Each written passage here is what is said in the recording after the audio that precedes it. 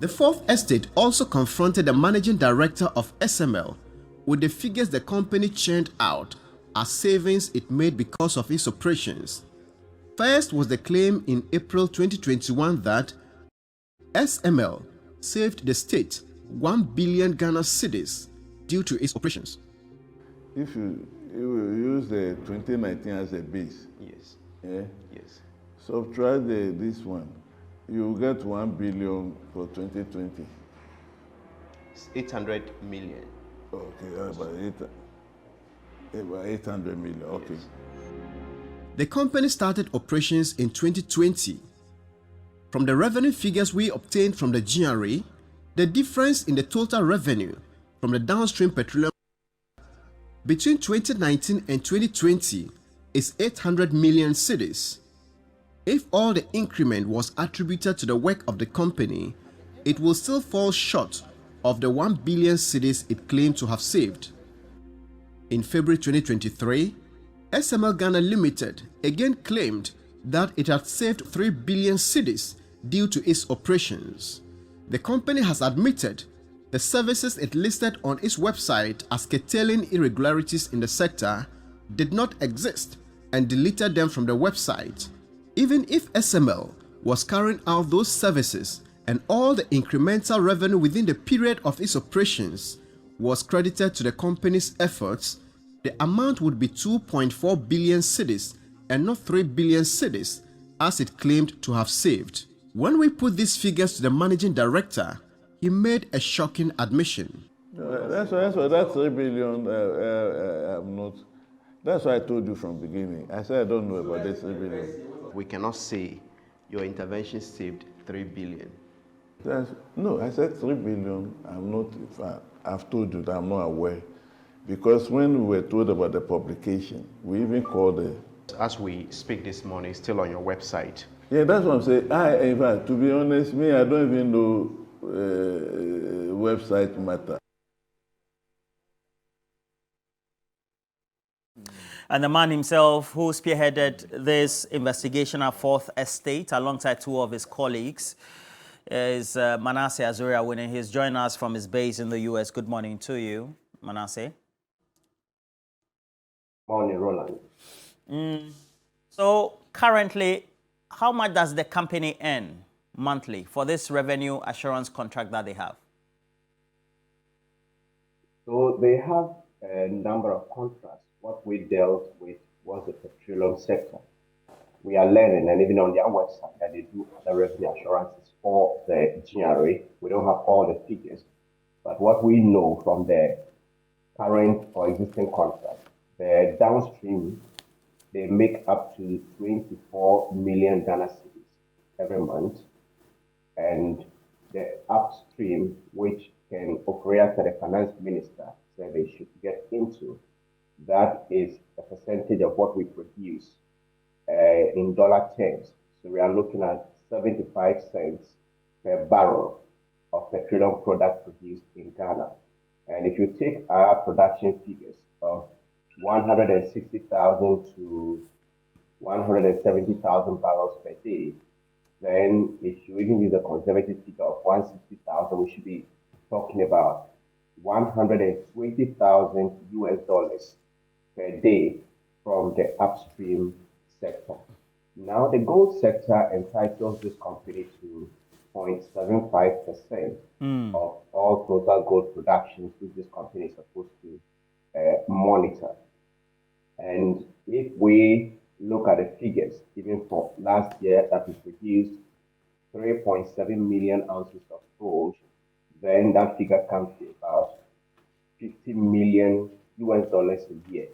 So if you put the upstream sector, which is close to 40 million, the downstream sector, which is about $20 million, and also the gold mining sector, which is about $50 million, then this company should be making over 100 million US dollars a year from these monitoring or so-called revenue assurance services to the Ghana Revenue Authority, which players in the industry civil society, people we spoke to, and even the company itself could not point to any specific wrongdoing it is Okay. fighting against. Now, the 24 million monthly contract that they have, how long have they been on that contract? Since 2019, the contract was signed in 2019, and they started operations in 2020. So since 2020, they commenced this contract, right? Yes. So they've been earning that sum since then? Yes, that's what the figures differ. We wrote asking for all the payments. We didn't get everything, but the ones we were able to get, I think the highest was about 24 million Ghana cedis a month. We asked this company, the managing director, he said he didn't know how much they were paid, and he didn't even know how their revenue was calculated. And we wrote to the GRA in July this year. As we speak, we still have not got the full details. So it could be more than that or a little less. And from your interactions with the various officials of the GRA, particularly the Customs Division, what SML is doing in the name of revenue assurance could have been done by them, correct? Exactly. We have the NPA that set up a system called the Enterprise Relational Database Management System that is connected to the customs system, the ICONS. And what this does is that whatever transaction listings that is done goes through the ERGMS and it is connected to the customs system. We spoke to the head of petroleum and customs, who also said, as a GRA, said that once they get their volumes right from the ERGMS, then that means they get their revenues also right. And the other thing SML claims to be doing is to scan the way bills that GRA officials process and take at the various loading depots. And the GRA officials said, look, scanning the way bills that we take isn't any job. And so if you look at the sector, almost everything that this company claims to be doing is already being done. The volumes that it measures for the GRA doesn't even use those volumes for revenue assurance because there are superior or more accurate readings from the loading gantries that are calibrated by the Ghana Standards Authority every 6 months. So you struggle to find the reason this company is still there, making so much money and creating false impression that it is saving Ghana any revenue that would have been lost. Now, who are those behind SML? I mean, and are they related to individuals in government or politically exposed persons in any way? The names we got when we wrote to the Register of Companies, the SML has a sole shareholder in the person of Evans Edusei. And when we asked how the company came about, Mr. Soti, who is the managing director, said it is an offshoot of a timber company. And the timber company we traced to Evans Timbers Ghana Limited. And we got this information from a judgment this company got and was accused of conniving with the former chief of staff, Ojo Piani, to do dubious deals. And so the company sued and won a defamation case against the informal newspaper. So that's how we got this information. And the two directors are Evans Edusei and Esther Edusei. But the managing director, Mr. Soti now, was the technical advisor to the Commissioner General of the Ghana Revenue Authority at the time this contract was entered into. When the company started operating, he became the managing director of that company. Have you petitioned the OSP, and what's the response of the OSP so far on the subject? Yes, we petitioned the OSP with the stories and also made ourselves available to cooperate and assist with further information, because normally when you're doing a story, you get so much information, but not everything gets to the final output. So we are making that available too. The OSP has received our petition, and we are hoping to get feedback by way of action. But we petitioned based on two main things: that there is a suspicion of corruption and also a breach of the public procurement law. Because this company, we are told, didn't have any experience before it was a single source for this contract. And also, we want to know exactly what the processes were before it was handed this contract. What's your own conclusion? And this is my last question on this. You think this is a rip-off of the ordinary taxpayer or the Ghanaian taxpayer? I think if you watch this documentary, the evidence that is there, if you listen to the managing director of the company, who makes claims that they save money, he's confronted, and he wants the whole world to know that graphic light, even though the story was on his website. If a company is taking money and claiming that it is doing checking and reporting, diversion, and dilution, then we confronted this company that we are not doing any of these services. The company says, well, we put it out by mistake and they deleted it. If you speak to officials of the GRA and even the finance ministry, who are not able to tell you anything that this company is adding, including the fact that the figures this company they contracted to record for them, they don't even use it. Then the question is, why are they there? So it leads one to just a single conclusion, that someone decided to use this avenue to make money. And this is not the first time. We've seen Super Info Solution, we've seen Afterwards, we've seen Kelly GVG, Safari Tech. They've all been, these contracts have raised similar questions.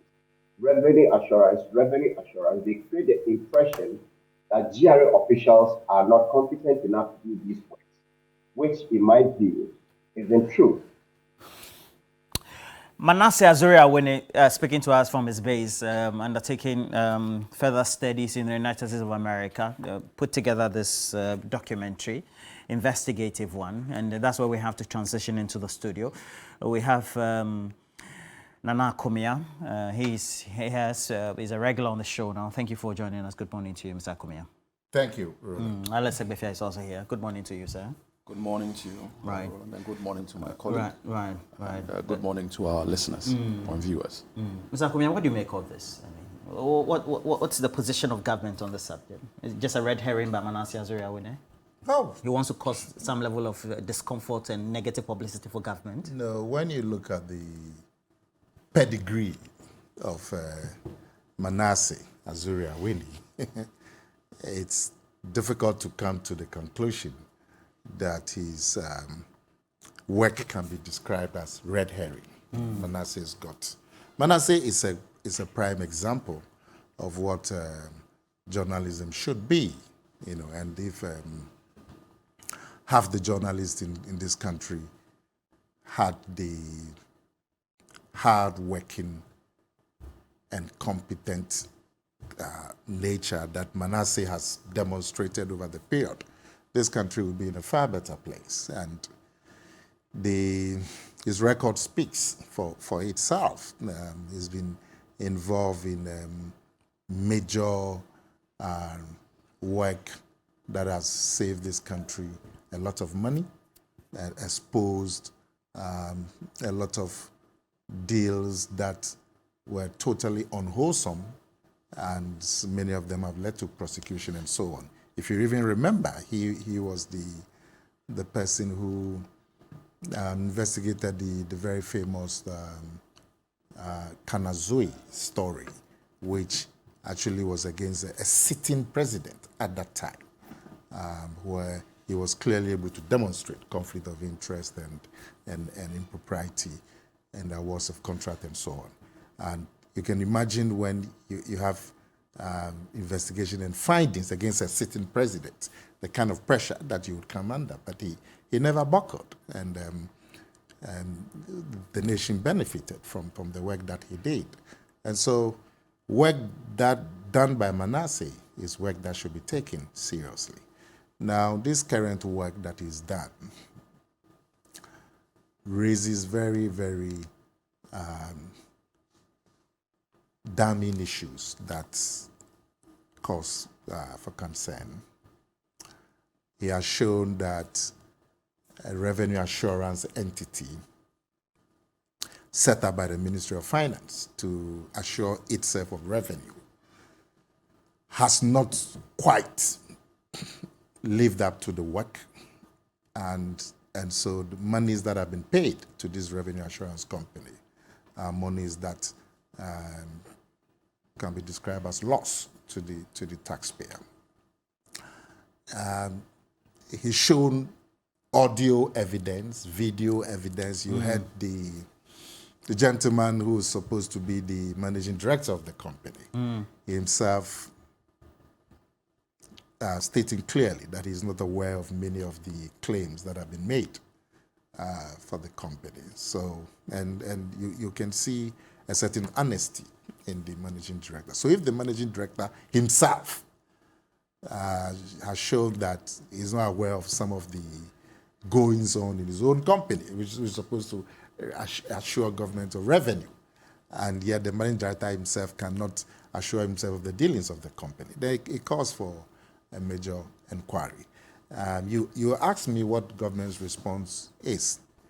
I understand the Ministry of Finance would be responding later today, and I'm sure they would also try and come up with their side of the story, and that is normal. Any institution that is accused of wrongdoing and potential loss of public monies should come out and present their side of the story. But really, that should not end the matter.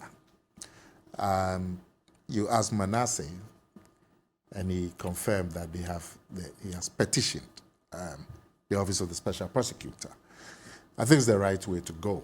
And even whatever responses the Ministry of Finance will come with, an investigation by the Office of the Special Prosecutor, standing in between the two stories and doing an independent investigation, would then assure us of where the truth lies and whether there has been impropriety and whether public monies have been lost.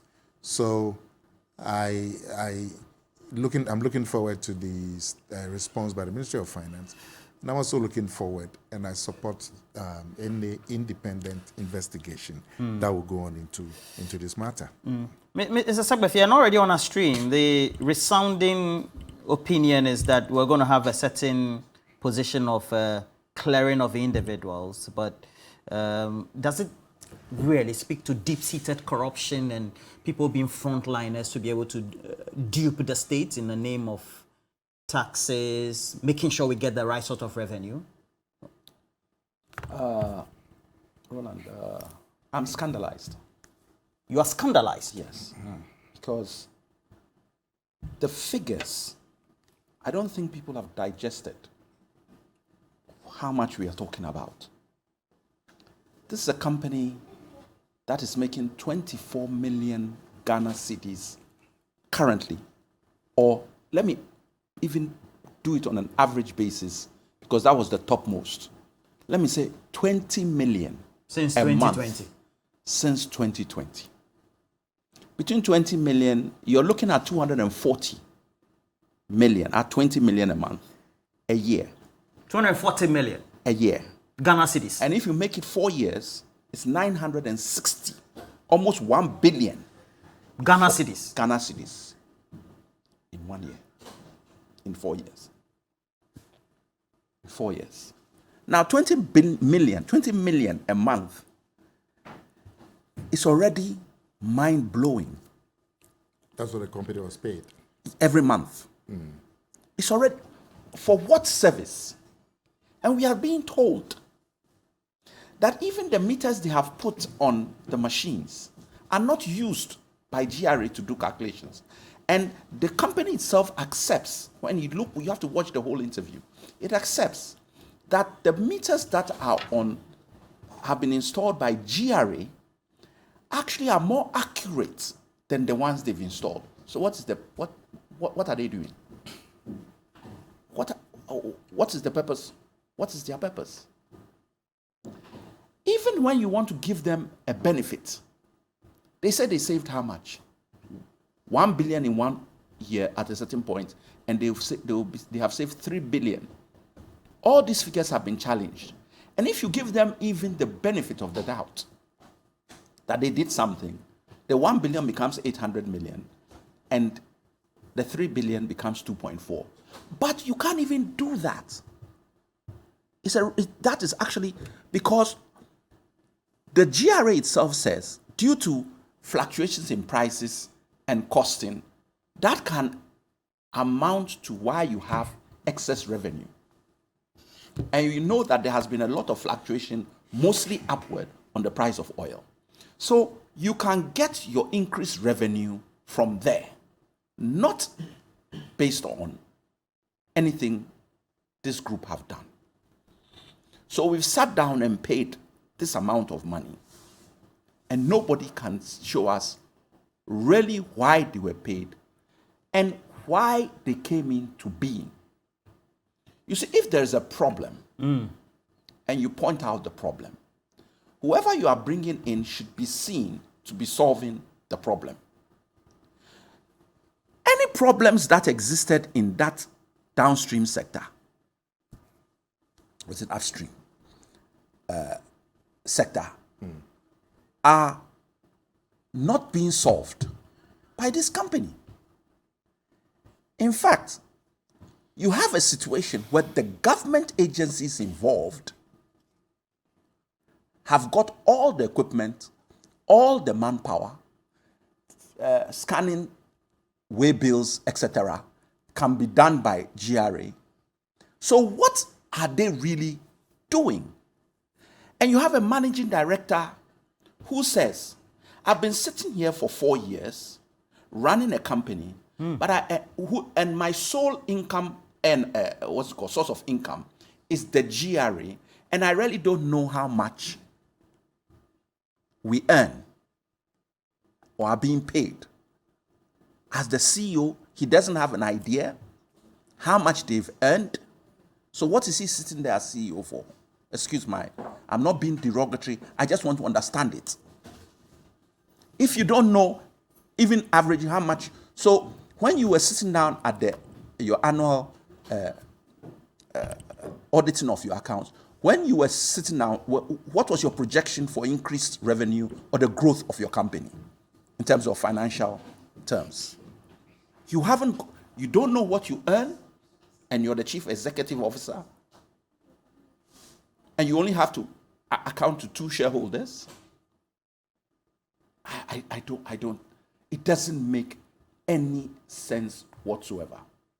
What is frightening is that on top of this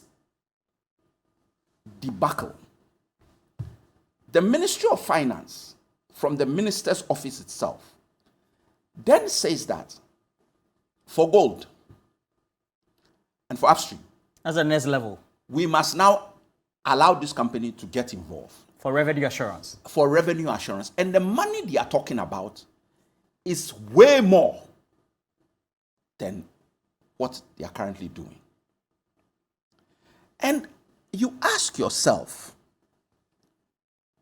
on what basis do you sign a contract that when you put existing contract plus the 2 new contracts, namely one for the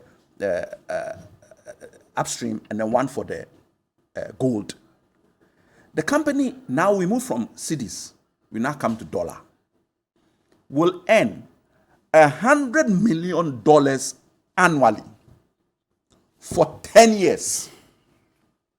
So by the time the 10 years is over, the company will earn $1 billion. And then they asked simple questions. The people involved in the sector of gold, are you aware that this is coming? They said no. They go to those involved upstream, the companies involved and the institutions. Are you aware this is coming?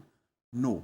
So when the Ministry of Finance was signing this contract, did they deal with the stakeholders to find out, is there even a problem we are supposed to be fixing? So if there is, tell us what it is, and let's see whether this company that is coming can actually deal with the problem. Both organizations or people, stakeholders, have denied any involvement or knowledge of this contract. So on what basis the Ministry of Finance say that they need these companies? Is there a loss?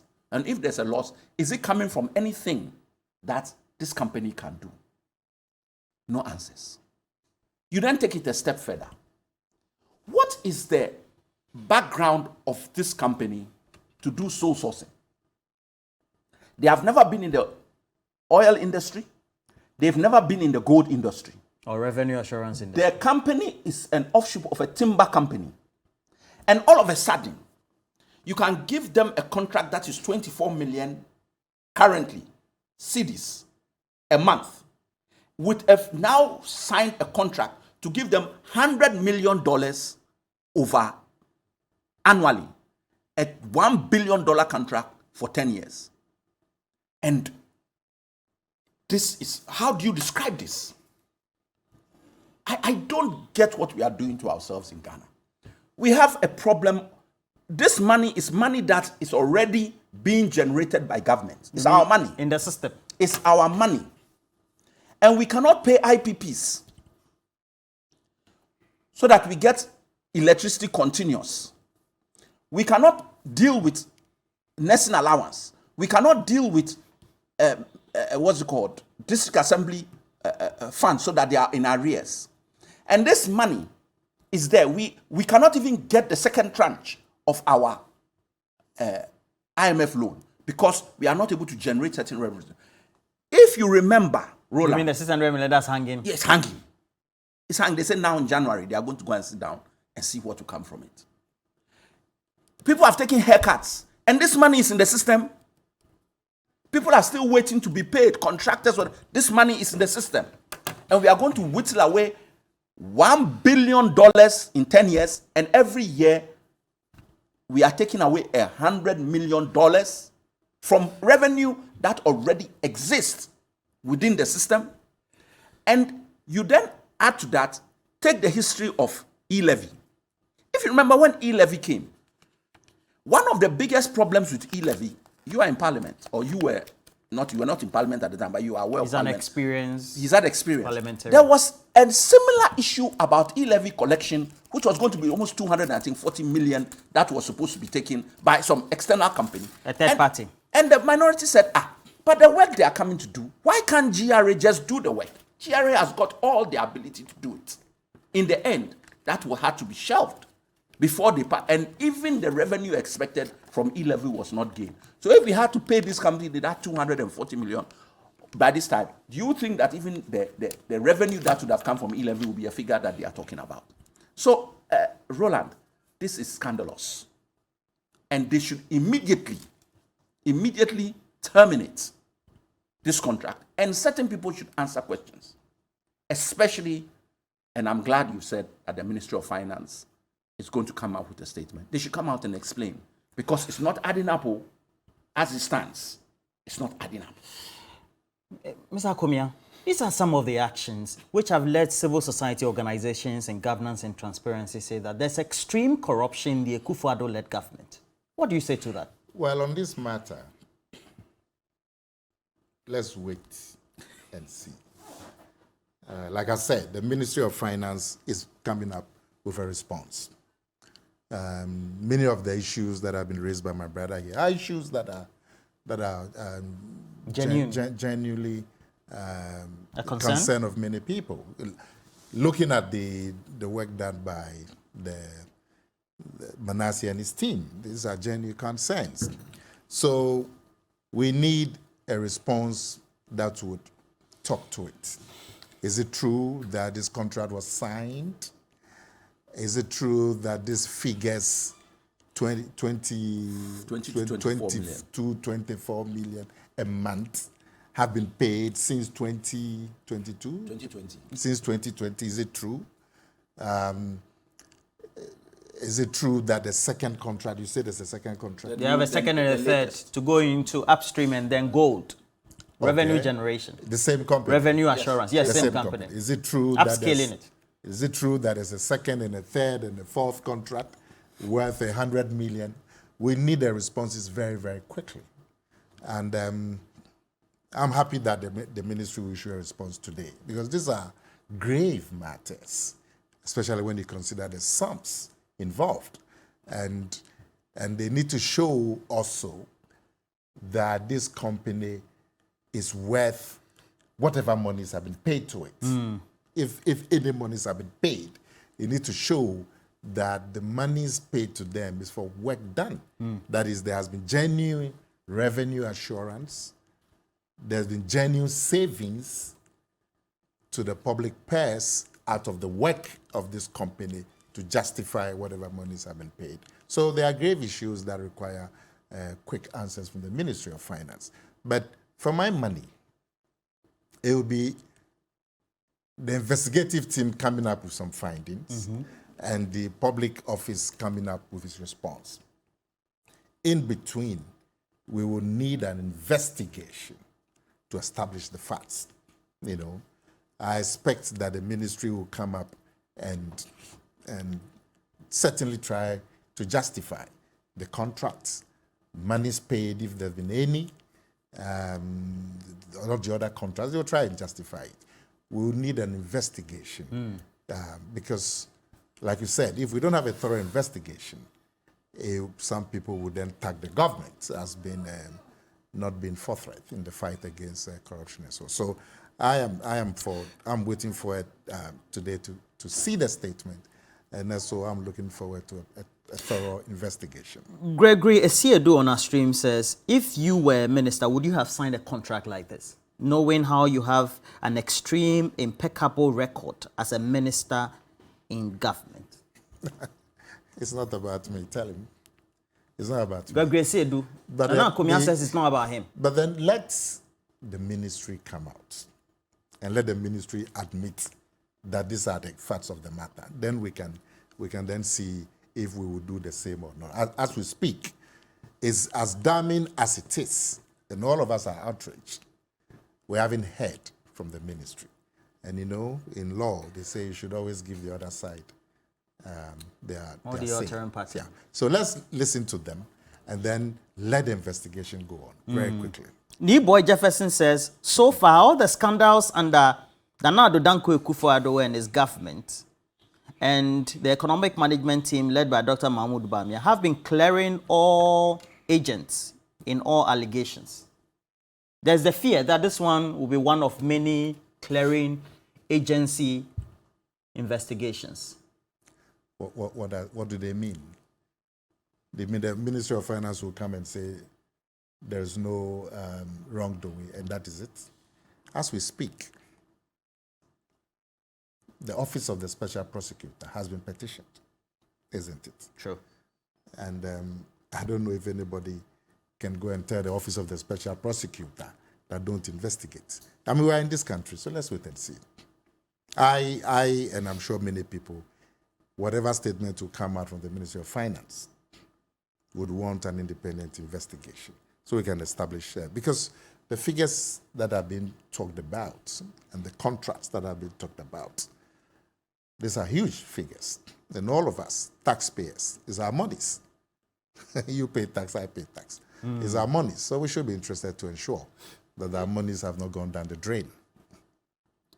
If you come out and say, we have saved 3 billion. In that publication, which was denied by the MD. Yeah. In effect, what you are saying is that the people who were supposed to run this issue have failed woefully and may even be corrupt. And actually, you're pointing a finger at GRA officials. That's why we have all this information. Because they are feeling they do a good job.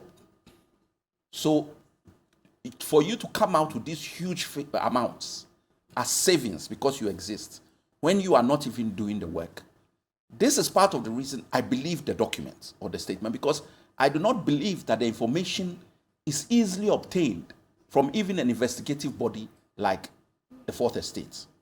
They were helped along to get this type of information. It's almost as if it's insider information. What is interesting is that the moment they confronted the CEO with it, he denied it.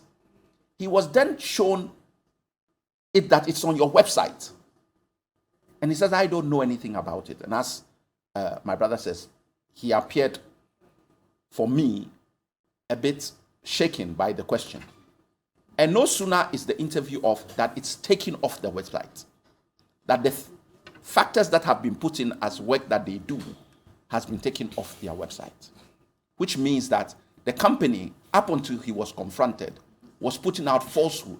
One, about the amount they have saved, and two, about the work they did to actually save the money, because they don't do that work. The work is done by GRA. For the new contract that is coming, in terms of gold, and I would ask viewers and the station that actually aired this program to air it again. And people should take time to listen carefully to what evidence they have put out. And even before the Ministry of Finance comes out, they should be very clear about what is out there and what may still not have even been put, because I'm not sure whether there's a sequel or a follow-up to what has gone out. So people should be very careful what they come out and say, because what is already out is quite damning. So for the sake of our country, I hope a lot of this can be explained by the Ministry of Finance. And it is not as bad as it looks. But at the moment, it's not looking good. It's not. It's looking like a very, very major money-making scam. And I hope that that is not the case. And heads will roll if it is. If it is, the Office of the Special Prosecutor will flash people out. That is my belief. Now, Mr. Kubiam, in relation to the scope of work they have to do upstream, there's a letter dated June of 2023, just this year, the 22nd, and it says expansion of the scope of work by Strategic Mobilization Limited, addressed to the Finance Minister, who says that, of course, or coming from the Finance Minister, says the Minister has determined that there's the need to monitor the production and shipment of oil and gold out of the country. Now, he says, second, to this end, he will like to expand the scope of the revenue assurance work being performed by SML to include upstream oil drilling by the oil production companies and the gold mining companies. It also goes on 3 to say the attached revised contract has been reviewed by the legal department of the Ministry of Finance, and then consequently says this has also been forwarded to the jury. The Finance Minister should be, while just coming in for a response today, should be made answerable, right? Or should we wait again for the OSP? There should be a huge press conference by now, or even the president should be firing people. Well, you just don't fire people because allegations have been made. That will not be fair. These are damning. Damning. Yes, but you should give the other side a chance to also come up with their side of the story.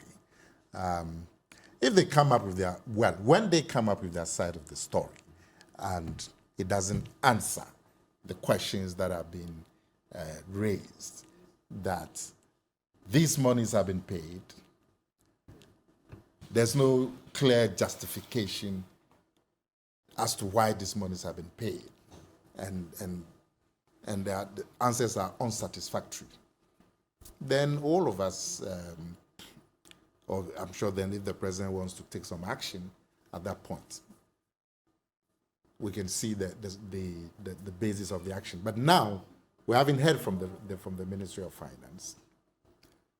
What I'm saying, and I'm sure many Ghanaians would agree, that even when the response comes, we should still have an investigation, just to be very clear in our minds that these are the facts. And you know, these revenue assurance companies that are set up, there are always questions. Always questions. And we haven't really have an independent investigation as to how useful these revenue assurance companies have been. I remember in your time you set up a revenue assurance company. Is it Suba or something? Info or something? Yeah. They were supposed to assure. Their names are actually in the document. They're actually supposed to assure revenue. And you know, there was a huge uproar about the monies that have been paid to them and the benefits that the country had got. Huge questions. And then nothing happened. There have been other revenue assurance companies and so on. And then, so this one, the SML, gives us an opportunity, or should give us an opportunity, to delve into this whole issue, this particular issue, and then this whole issue about revenue assurance companies and how useful their work has been to the Ghanaian taxpayer. It gives us a fine opportunity to go into all of those revenue assurance companies. And I'm looking forward to the statement, the response from the Ministry of Finance, and I'm looking forward to a subsequent, thoroughgoing investigation to establish the matter. And if it's extended to the work of all the revenue assurance companies, I'll be happier for it. There was an aspect of the tape which I found interesting.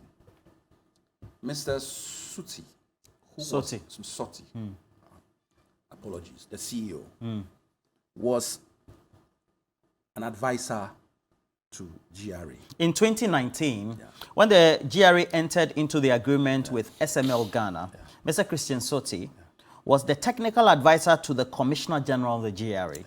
Now, subsequently, he left that job as a technical advisor in the same year to manage the company. When the company started implementing its contract with the GRA, clearly showing that somebody was in the know in terms of the line. For me, what was even more interesting, he was asked a specific question. Yes. By Manasseh. Yes. He said, if you were advising the GRA now, would you advise that the contract that has been signed with your company should be entered into? And for me, I was expecting the immediate answer to be yes, because we've done A, B, C, D, and we have improved the situation. It's your company. You're trying to sell your position. If you're doing the right thing, you sell it. His answer was, I'm not in that position anymore, so it's not for me to answer. And that, for me... He's not in which position? He's no longer the advisor to GRA. So he doesn't have to answer the question as to whether he would advise GRA to go into such a contract. I find that quite damning. Because you are in a situation where you have sat in both chairs and you have come to take a contract with GRA. They are your sole, client, we are told, on the basis, or your biggest client. Let me put it that way. And you cannot justify when given an opportunity. Why? Because that's the basis of the question. The basis of the question is, do you have any use at all? And you're the CEO of a company. You should be saying, yes, we have a use. We provide this. He didn't do that. And that, for me, is where he has... It immediately raised red flags for me. If you are selling bread, and somebody asks you, is your bread nice? You say, I don't eat it, so ask the people who... You are selling the bread. You immediately say, oh, look, my bread is the best. Mine is best for these reasons. And that is why people buy the bread, etc. You have an opportunity to sell your company, and you say that because I'm not in that position. Straight away, he had lost me. All right. Manasseh. You let a man sleep. Manasseh, Roland. So, lastly, He's been listening. forthwith, going forward, what did you find out about the next level of the contractual agreement that they have upstream and then also in the extractive and gold in terms of the role that SML will be playing? Are those contracts active or they're just in the processes of approval? Our sources say that the contracts have been signed. We asked for copies of the processes and all the documentation. We've not got them. But I can tell you on authority that they are already meeting stakeholders to deal or go into this contract.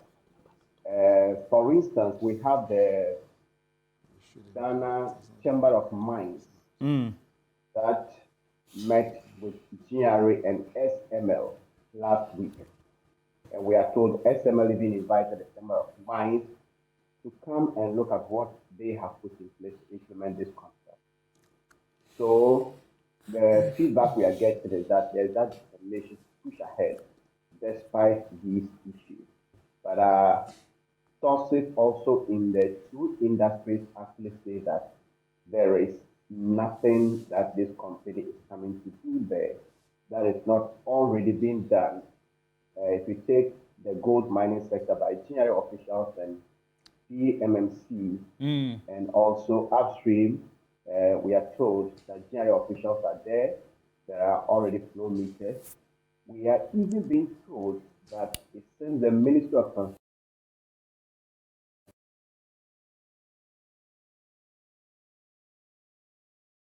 Transportation also has a company, GNPC, Petroleum Commission are all sector agencies that are supposed to be serving government's interest. So they are wondering if this company is coming to ask all of those state agencies and officials to move so that they will now do an honest job. Otherwise, there isn't any reason whatsoever to get this done. We actually wrote to the Petroleum Commission, which regulates the upstream sector, to find out whether the finance ministry consulted them on this contract, and they said they know nothing about it. And we asked whether there is any report of leakages or any form of malfeasance that warrant someone coming in. And the Petroleum Commission, which regulates the upstream sector, said they don't have any such report. So I think the most important question which I would want the finance minister or ministry to answer is, what informed the decision to engage this company when it seems all the sector agencies that are supposed to deal with these institutions or sectors don't appear to have any reason to want this company in. Thank you very much, Manasseh Azuria. What time is it in the state in which you are? What time is it? It's actually 3:14 a.m. So I have to wait. He's a student, he should I woke up 3 hours ago when you asked me not to sleep again. And Go and learn. Go and learn. Don't sleep. Thank you very much, Manasseh Azuria, for the latest update.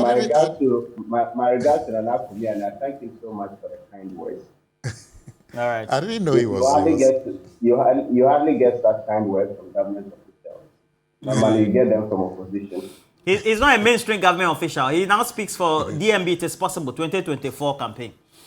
Manasseh, we'll talk. Yeah, this mess that are happening, I think the person to suffer them most is DMB himself. So everyone should be interested in getting to the bottom of it. Manasseh Azuria, thank you very much for your time. I didn't know Manasseh was with us. So. But you are a student, so it's okay. I mean, all right. When you are a student, so you stay up late.